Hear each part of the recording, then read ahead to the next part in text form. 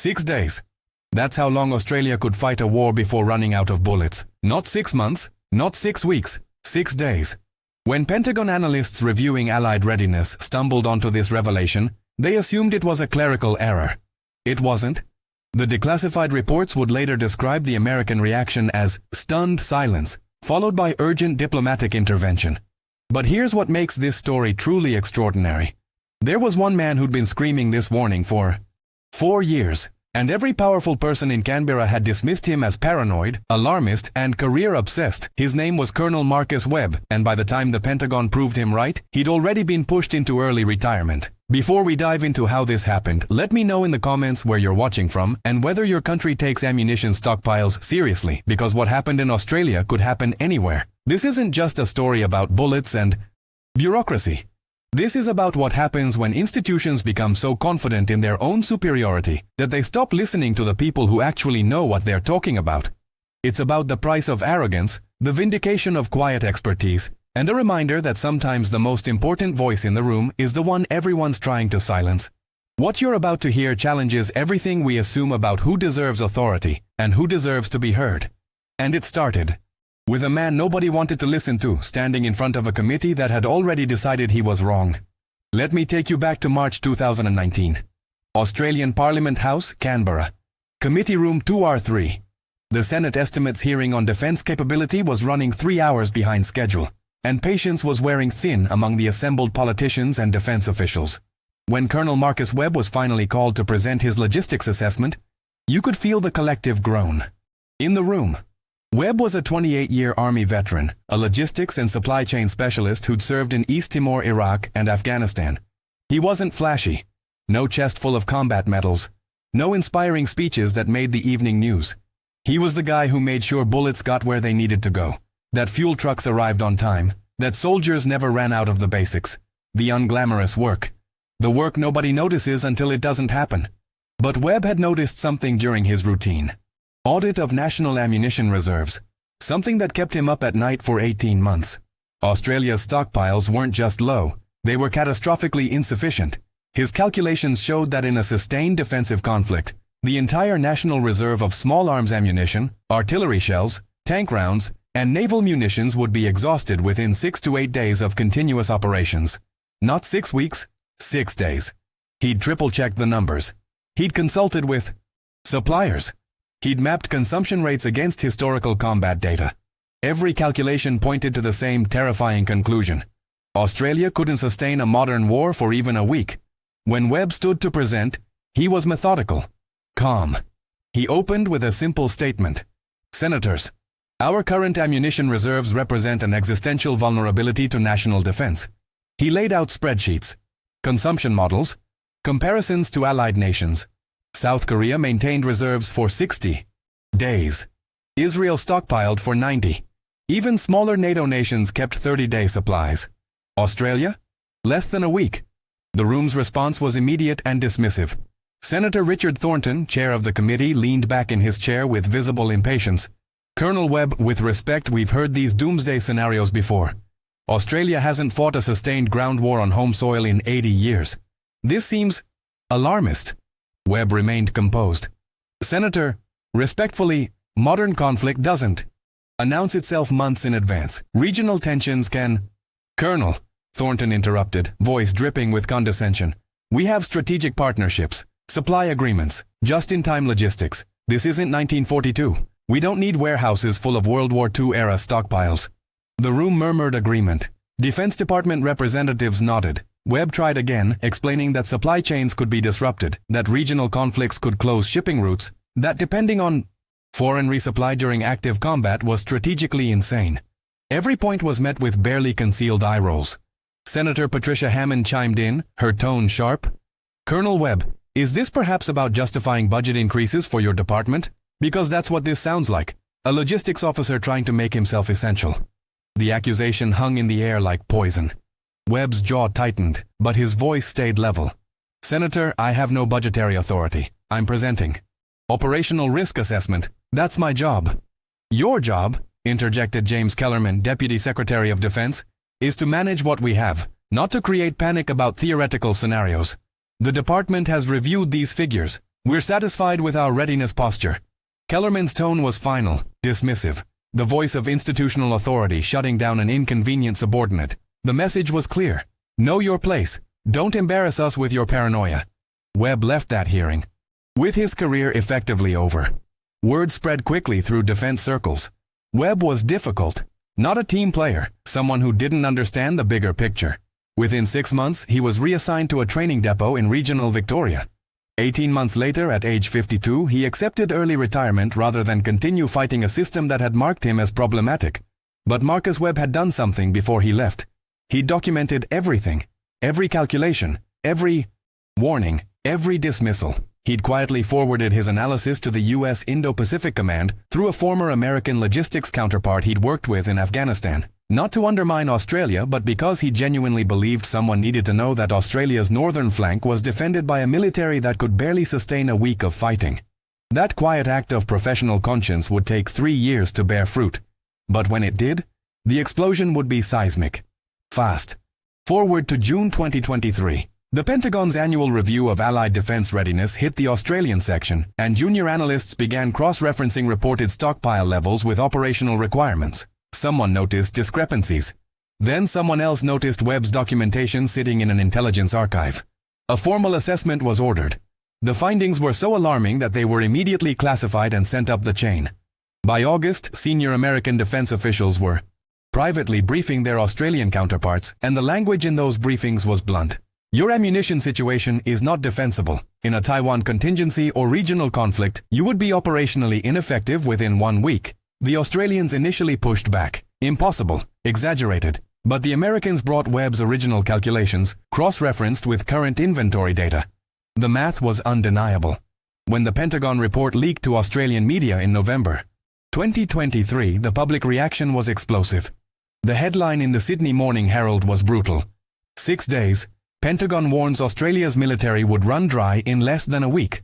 The story detailed Webb's 2019 warnings, the dismissive response, his forced retirement, and the Pentagon's damning assessment.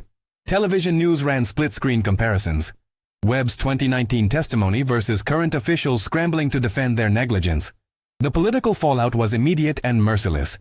Senator Thornton faced calls for resignation. His past dismissals of Webb played on loop in news segments. Defense Secretary Kellerman was grilled in emergency hearings, unable to explain why a mid-level logistics colonel had understood the problem years before leadership acknowledged it even existed. But the most devastating moment came when Webb was invited back to Parliament, not as a supplicant seeking approval, but as an expert whose vindication demanded accountability.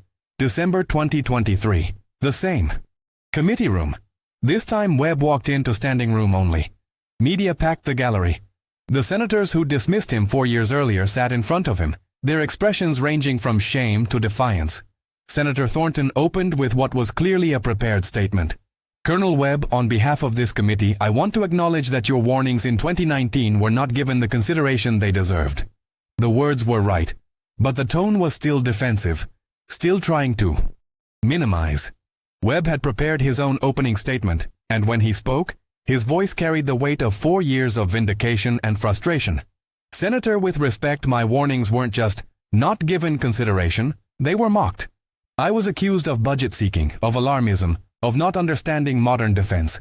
I was sidelined and effectively forced into retirement for telling inconvenient truths. And for 4 years, Australia remained vulnerable because institutional pride mattered more than operational reality. The room went silent. You could hear the cameras clicking. Webb continued, his voice gaining strength. The Pentagon didn't discover this problem. I discovered it. Australian experts discovered it. But we were dismissed because we weren't senior enough, political enough, or convenient enough to listen to. This isn't about ammunition. It's about a system that rewards confidence over competence, that values hierarchy over expertise, that shoots the messenger rather than hearing the message. Senator Hammond tried to interject. Colonel, surely you understand that defense planning involves many voices? Webb cut her off. Something he'd never dared do before. Senator, you told me I was trying to make myself essential. You implied I was lying to increase my budget. I had no budget authority. I had no personal gain to make. I had a professional obligation to tell the truth, and you punished me for it. The rawness of his words hit like a physical force. Hammond's face flushed. Thornton stared at his papers. But Webb wasn't done. Do you know what kept me awake after I retired? It wasn't my career. It was the knowledge that Australian soldiers might go into combat and run out of ammunition because people in this room were more concerned with maintaining the appearance of competence than actually being competent. That's the cost of not listening. That's the price of arrogance. The tension in the room was suffocating. But then something unexpected happened. James Kellerman, the deputy secretary who'd shut Webb down in 2019, stood up. His voice cracked slightly as he spoke. Colonel Webb is right, and I owe him a personal apology. The room shifted. Kellerman continued. I was the one who reassigned you. I was the one who decided your warnings were inconvenient rather than critical. I prioritized institutional comfort over your expertise, and I was catastrophically wrong. The Pentagon report doesn't just indict our stockpiles, it indicts our leadership culture. It indicts me. The confession was stunning. Kellerman's voice was thick with genuine remorse. You tried to protect Australia, and we destroyed your career for it. I'm sorry. That apology doesn't fix what we did to you, but I hope it's a starting point. Webb stood silent for a moment, clearly not expecting this. When he finally spoke, his voice was softer. Mr. Kellerman, I never wanted to be right about this. I wanted to be proven wrong. I wanted someone to show me my calculations were off, that I'd missed something. But instead of engaging with the substance, you engaged with the politics. That's what needs to change. What happened next transformed the hearing from a gotcha moment into something far more profound. Webb pulled out a folder, not of condemnation but of solutions. I spent the last 4 years developing a realistic resupply and stockpile rebuilding plan, not because I expected to present it, but because I couldn't stop caring about whether Australia could defend itself. If this committee is genuinely interested, I'd like to share it. For the next 2 hours, Webb walked them through a detailed, costed, phased approach to rebuilding ammunition reserves. He'd consulted with manufacturers, logistics experts, and international partners. He'd mapped storage facility requirements, supply chain resilience strategies, and even political messaging frameworks to explain the costs to taxpayers. It wasn't just a logistics plan, it was a complete strategic overhaul built by a man who'd been officially retired but had never stopped serving. Senator Thornton, to his credit, asked the most important question of the day. Colonel Webb, why? Why keep working on this after everything that happened? Webb's answer was simple and devastating. Because someone had to. And because I took an oath to defend Australia, not to defend my pride. The transformation in that room was palpable. Politicians who'd spent years perfecting the art of deflecting blame were confronted with someone who'd sacrificed his career for principle and kept working even in exile. Kellerman committed on the record to implementing Webb's framework. Thornton announced a full inquiry into defense procurement culture. Hammond, who'd accused Webb of budget seeking, personally requested he serve as a consultant to the implementation team.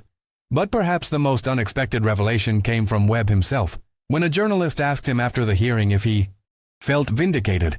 Vindication isn't the point. Readiness is the point. If this humiliation makes Australia safer, then it was worth it. But I hope the real lesson here is simpler. Listen to your experts before foreign governments have to tell you they're right. Within 6 months, Australia committed $2.8 billion to ammunition stockpiling, the largest such investment in peacetime history. Webb was brought back not just as a consultant, but as the architect of the entire program. More importantly, the Defense Department implemented mandatory red team reviews, where junior experts could challenge senior assumptions without career penalty. The Webb Protocol, as it became unofficially known, created protected channels for inconvenient truths. Senator Thornton publicly acknowledged his failures in multiple interviews, becoming an unexpected advocate for institutional humility. Kellerman stepped down from his position but stayed involved in reform efforts, telling media, "I'd rather be remembered as the person who admitted failure and fixed it than the person who maintained appearances while Rome burned." But perhaps the most powerful moment came 18 months after that hearing. Webb was invited to address graduating officer cadets at the Royal Military College. His speech was brief, but its impact resonated far beyond that auditorium. You'll face moments in your career where you know something important, something critical, and people with more rank, more power, and more confidence will tell you you're wrong. Some of you will stay quiet to protect your careers. I understand that temptation. But I'm asking you to remember 6 days. Remember that silence has a cost, not just to you, but to everyone who depends on you getting it right. True service isn't about climbing ladders or avoiding controversy. It's about telling the truth even when it costs you everything. Because sometimes the most dangerous threat to national security isn't the enemy at the gates, it's the arrogance within the walls. The story of Marcus Webb and Australia's six-day ammunition crisis is more than a tale of military logistics. It's a mirror held up to every organization, every institution, every system that confuses confidence with competence. We live in a world that rewards charisma over capability, that promotes smooth talkers over deep thinkers, that punishes inconvenient honesty while celebrating comfortable lies. Webb's vindication didn't happen because he was louder, more political, or better connected. It happened because he was right, and because he refused to let ego replace duty. The lesson here cuts across military, corporate, political, and personal domains. Expertise without authority still carries truth. Humility isn't weakness. It's the wisdom to know what you don't know and to listen to those who do. Institutional pride is the most expensive luxury an organization can afford, and the cost is measured not in hurt feelings but in catastrophic failure. The Pentagon didn't save Australia from a crisis. One dismissed logistics colonel tried to do that in 2019. The Pentagon simply forced Australia to listen to the expert they'd already silenced, and that's perhaps the most damning part of this story. The solution was always available. It just wasn't convenient. If this story resonates with you, if you've ever been Marcus Webb, dismissed, sidelined, proven right too late, let me know in the comments. Share this video with someone who needs to hear that. Being right matters more than being popular. That quiet competence eventually outlasts loud arrogance. Hit that like button if you believe institutions need more web protocols and fewer Thorntons protecting their reputations. Subscribe because I'll keep bringing you stories that challenge who we think deserves power and who we think deserves to be heard.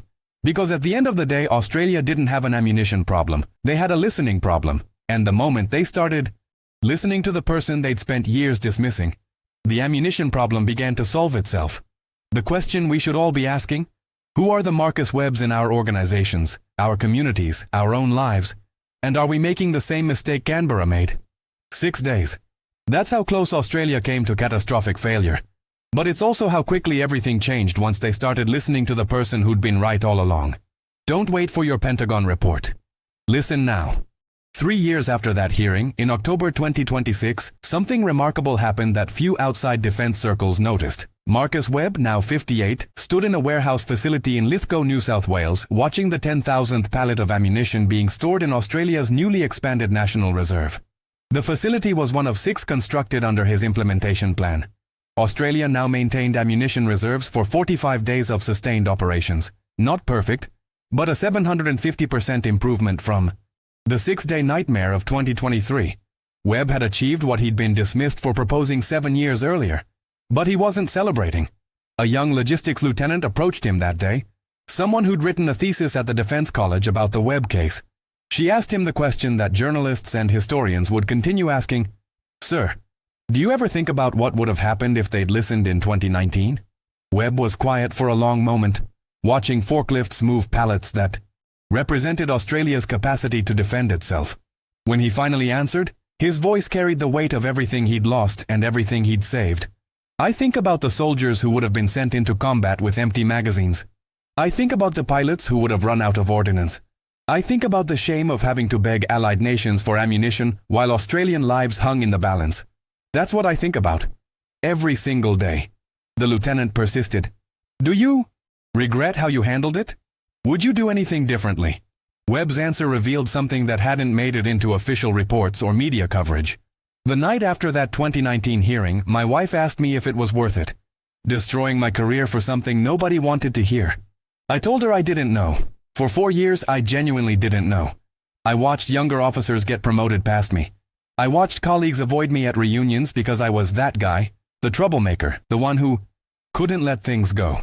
My daughters had to defend their father's reputation at their own military postings because people whispered I'd been forced out for incompetence. His voice cracked slightly. So yes, there were moments I regretted it. Moments I wished I just kept my head down and let someone else carry that burden. But then the Pentagon report came out, and I realized something. If I hadn't documented everything, if I hadn't sent that analysis to my American counterpart, this problem might still be hidden. Not because there weren't other people who knew, there were. But I was in a position to do something about it, and I had already lost everything they could threaten me with. Sometimes the only people who can tell the truth are the ones who've already paid the price for trying. That conversation was recorded as part of an internal defense oral history project. When portions were released in 2027, it became one of the most watched military leadership videos online, with millions of views across platforms. Because Webb's words articulated something that resonated far beyond military logistics: the cost of integrity, the isolation of being right too early, and the quiet vindication that comes not from being celebrated, but from knowing you prevented a catastrophe others couldn't even imagine. But there's another layer to this story that emerged only recently, in 2028, when James Kellerman published a brutally honest memoir titled The Arrogance of Ignorance: How I Failed Australia and What It Taught Me About Leadership. In it, Kellerman revealed that he'd received 3 separate warnings about ammunition shortages before Webb's 2019 testimony. From 2 other logistics officers and a civilian contractor. He dismissed all of them. Why? In his words, because acknowledging the problem meant acknowledging that my predecessors had failed, that I had inherited a crisis, and that fixing it would require admitting vulnerability. It was easier to shoot the messenger than to face the message. Webb wasn't wrong about the ammunition. He was inconvenient to my career narrative. The confession went viral, not just in defense circles, but across corporate and political leadership forums. Kellerman became an unlikely voice for institutional accountability, speaking at universities and leadership conferences about what he called the Webb blind spot, the organizational tendency to dismiss experts who threaten comfortable narratives. He donated all proceeds from his book to a scholarship fund for junior military logistics officers, naming it in Webb's honor. The 2 men, once antagonist and protagonist in a very public drama, became unlikely collaborators in reforming defense culture. Their joint presentations on institutional humility became legendary in military academies worldwide. Senator Thornton's transformation was equally striking. After leaving politics in 2025, he joined the board of several defense contractors. But not in the typicals revolving door fashion. He used his position to champion inconvenient voices in corporate defense planning, creating whistleblower protections and mandatory red team challenges in procurement decisions. In a 2027 interview, he said something that revealed how deeply Webb's vindication had affected him. I spent 20 years in Parliament thinking that authority meant I was right. Marcus Webb taught me that authority just means people can't easily tell you you're wrong. Those are very different things. I destroyed a good man's career because I confused my position with my competence. That's not leadership. That's tyranny with a government salary.